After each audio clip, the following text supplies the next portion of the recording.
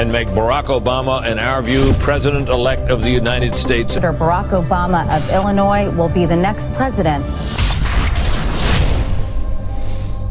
President-elect of the United States.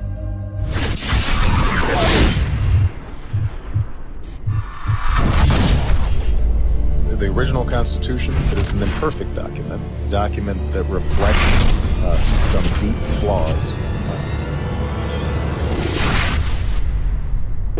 Whatever we once were, we are no longer a Christian nation. Which passages of Scripture should guide our public policy? Should we go with Leviticus, or should we just stick to the Sermon on the Mount? A passage that is so radical. Issues like gay marriage are groundbreaking issues, and traditionally they have begun in the states. I'm very proud of what the state of California is doing, has done. Yes, we can! The bill is passed. America's broke. Debt obligation of $211,934 for every man, woman, and child in the United States.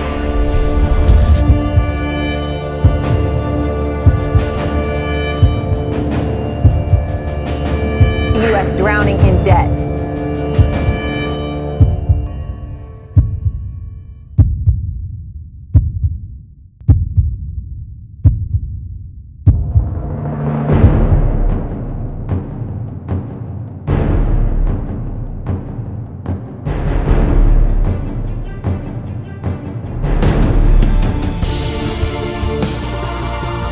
I'm Kerry Roberts.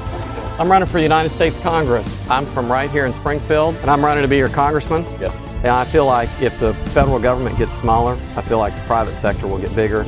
I'm going to listen because I feel like for 25 years we've had somebody who doesn't listen. And I think the best way to get jobs is to get government off our back. Now on August 5th for the primary, I'd really appreciate it if you vote for me. Y'all have a great day. All right. Thank you much. Appreciate it, sir. On August 5th, I hope you vote for me in the Republican primary. Good luck. Thank you. Appreciate it.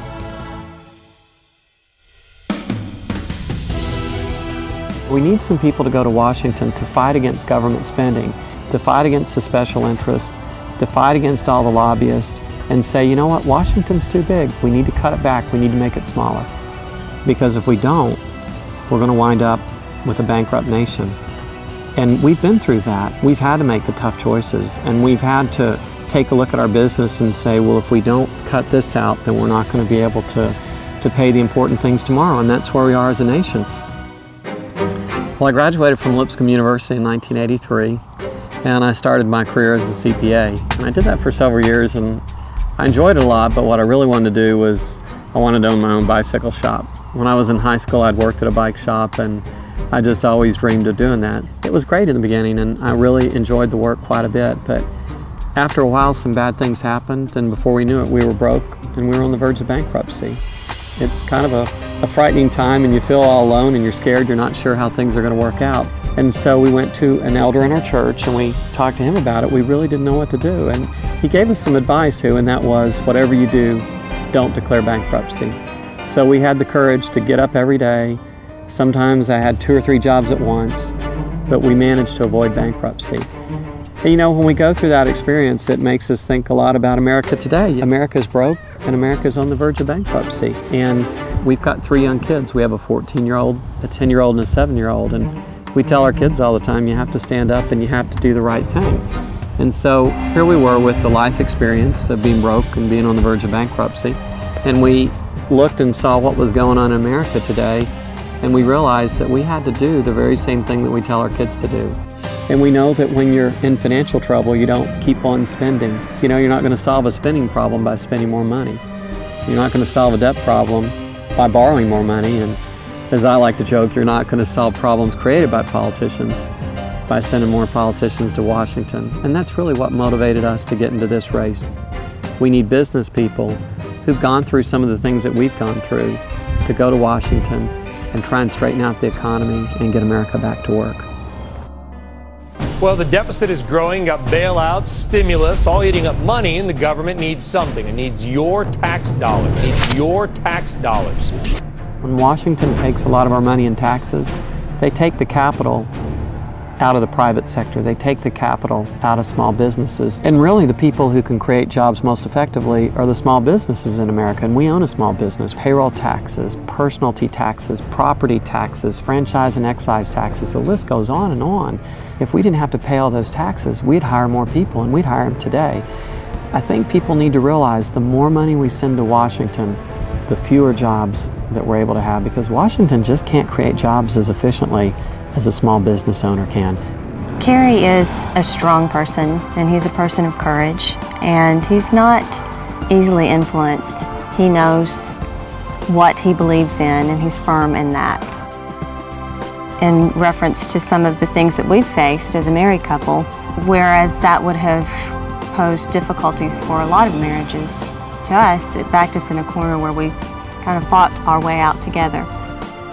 We're grounded and more concerned with doing the right thing than who it's going to please. I think a lot about vision. I think a lot about what America ought to be, and I look at the direction that we're headed today, and I don't like that vision. I don't like Barack Obama's vision. I don't like Nancy Pelosi's vision. But I do like the vision of our founding fathers. You know, families are really the strength of society. They're the building blocks of society. And if we have strong families, we're going to have strong communities, we're going to have strong states, and we're going to have a strong nation. I know this man. We've been married for nearly 23 years. I believe he has the experience. He has the courage that it's going to take to face some of these problems. If we want to have a great country again, we have to turn our hearts back to God. And I believe that God will honor that, and God will bless us. People have fought hard to defend the Constitution. I believe in the Constitution. And I don't believe it as a lot of liberals want to define it. I believe it as our founding fathers intended it to be. And I think that's a fight that's worth fighting, and that's where we are today. We have to fight. And you know what? We can elect another politician, or we can elect someone who's one of us, and I really believe I'm one of us. You know, I'm a businessman. I'm an ordinary person. I go to work every day. I come home at night and I have to take care of this farm. Politicians don't know what that's like. But we do. People like us do. And that's why I think I can be real effective in this role.